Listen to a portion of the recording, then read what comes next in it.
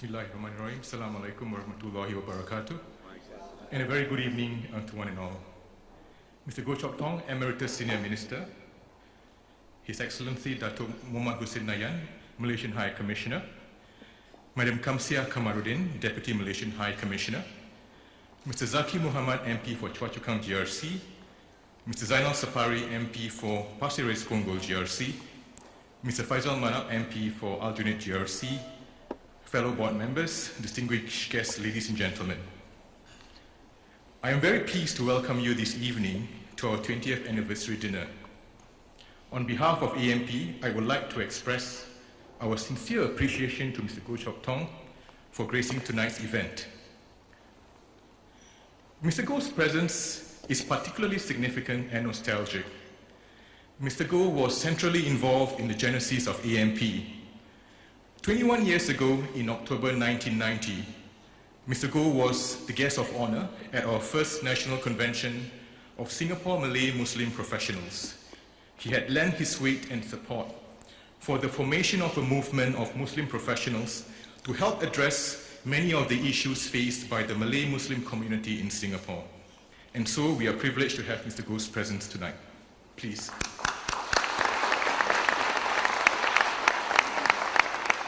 Tonight, as we celebrate AMP's 20th anniversary, we would like to indulge in reminiscing the joys, the trials, and tribulations that AMP faced throughout its journey.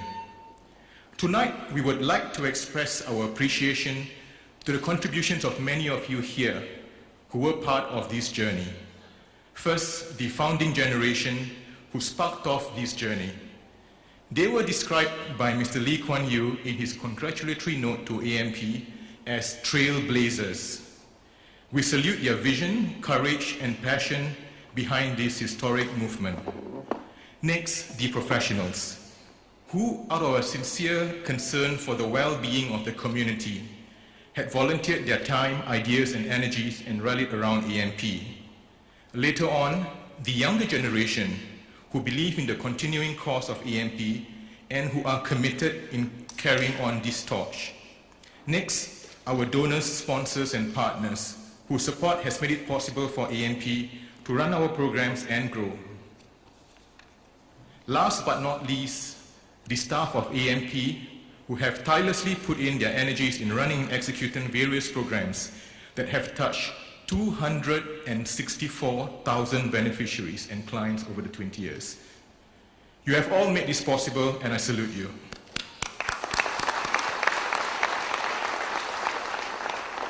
Ladies and gentlemen, since this is an evening of nostalgia, let me touch on the genesis of the AMP movement, and I promise not to make any jokes about anybody's age.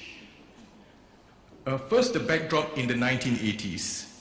The community then was going through a series of major challenges and controversies.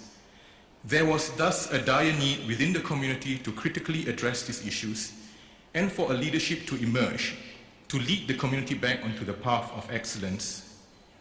AMP's founding members felt the need to push the boundaries. They saw the need for an independent leadership within the community. This was a calculated risk born out of necessity. Their vision, passion, and courage led to our first National Convention of Singapore Malay Muslim Professionals in October 1990, where some 500 convention participants deliberated on various strategies for the community. And one of these strategies was the formation of AMP. 12 months on October 1991, AMP was incorporated. AMP prided itself as being independent and non-partisan. It set itself the vision of steering the community into one of excellence through its three-pronged strategy of think tank, mobilizer, and problem solver. AMP very quickly became a rallying point for Malay Muslim professionals who had wanted to contribute ideas towards the community. And AMP did this by mobilizing volunteers around the slogan of professionals for the community.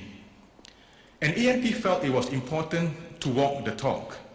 It decided to undertake and implement various projects in its 20-year journey, and so it has touched the lives of about 250,000 people throughout its various programs, and this is a significant contribution that we can be proud of.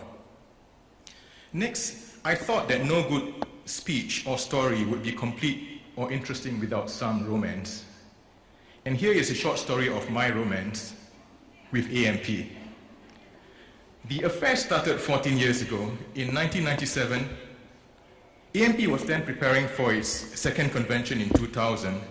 It saw the need to engage younger professionals and form a group called STRIDE, S-T-R-I-D-E. Alami Musa had this thing for acronyms, and I'm told by the organizers that if you can get a prize if you can guess what it stands for. Of course, Alami is not allowed to participate in that. And I was quickly impressed by the passion of a group of young professionals, then in their 20s and 30s, myself included, who were offering their thoughts on many issues faced by the community. Later on, being involved in the conversion process, I was further impressed by the passion of other professionals that I met, maybe less young, but no less committed, who were pushing the boundaries again in coming up with breakthrough strategies for the community. I became part of a panel called the Politics, Leadership, and Civil Society panel of the convention. It was called PLO, but the controversy was not so much in the acronym, but the proposal made by the panel. But we are not here tonight, Mr. Goh, to discuss the earlier proposal, which AMP has since dropped. And so why did I choose to devote a good part of my professional career in AMP? Like many of my colleagues, or rakan seperjuangan in Malay, we are all concerned about the many issues faced by the community. I think I speak a lot I think I speak for a lot of you in the audience tonight as to what drives us to be part of these movements, despite our competing professional commitments, that there is a strong sense of mission to contribute in the various ways that we can to help improve our lot, given that there are still many issues faced by the community. And then I was privileged to be part of the formation of yet another milestone in AMP's history, and that's Young AMP, before I joined the board.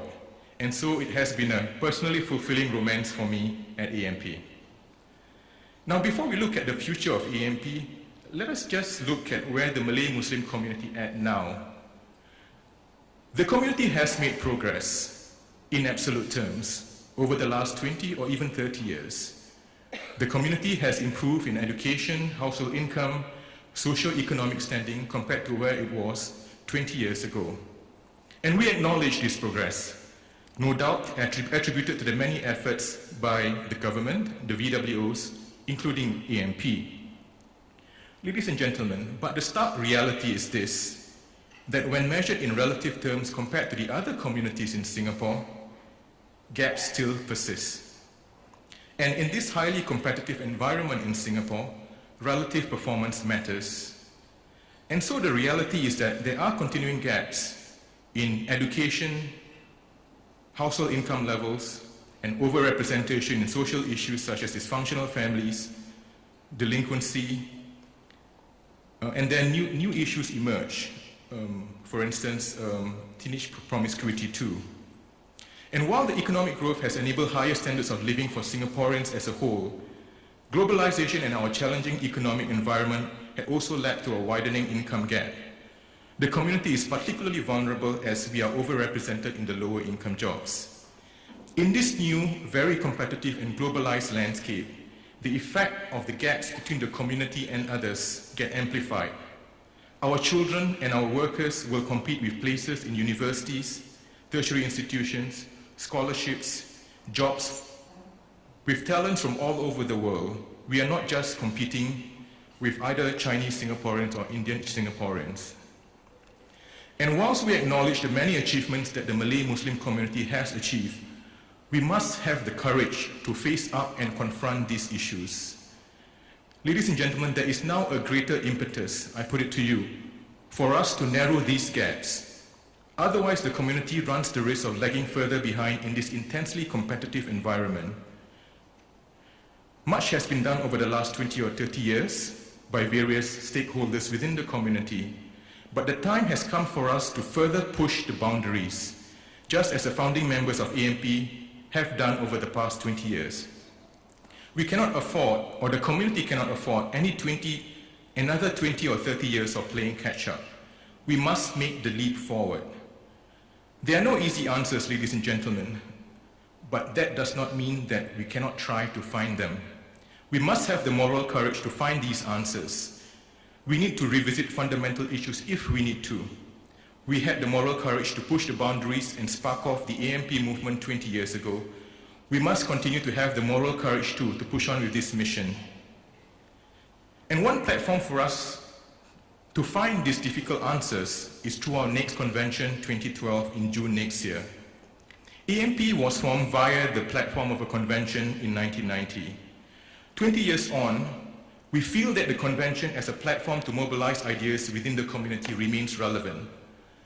Over the last 2 years, we have mobilized a wide spectrum of professionals through 7 panels who have been critically searching for breakthrough strategies that will hopefully lead to the betterment of the community in the next decade or so.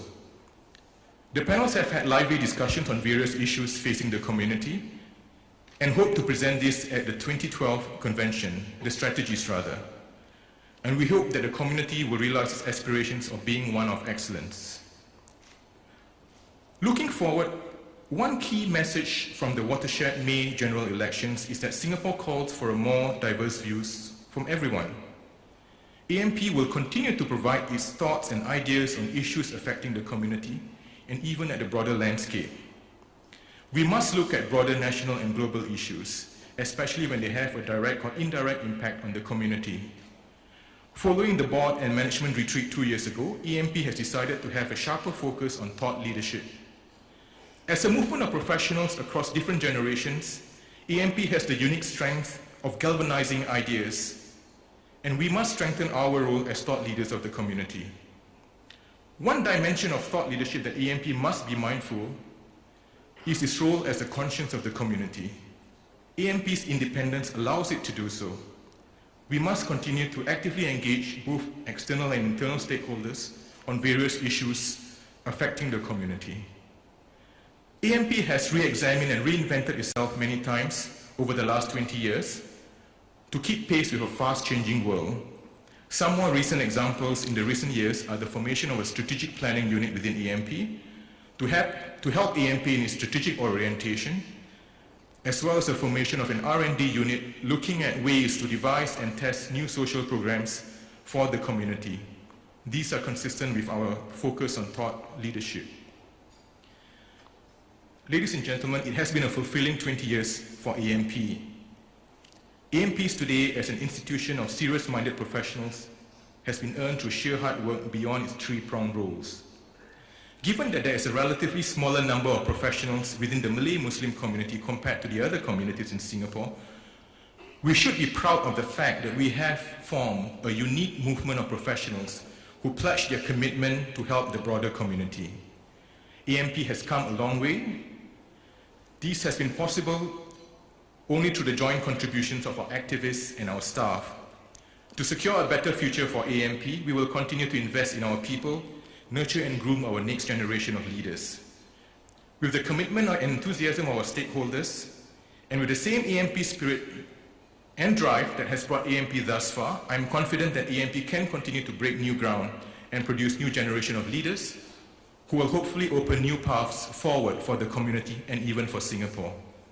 Last but not least, I would like to thank the organizing committee led by Mr. Azmi Muslimin, our board member, and consisting of Anwar, Hamid, Fauzia, Sarjono, Winda, Harif, Amalina, and Ruzaida, and other supporting staff for making tonight's evening possible. And so, ladies and gentlemen, I wish that you have a wonderful and nostalgic evening tonight. Thank you.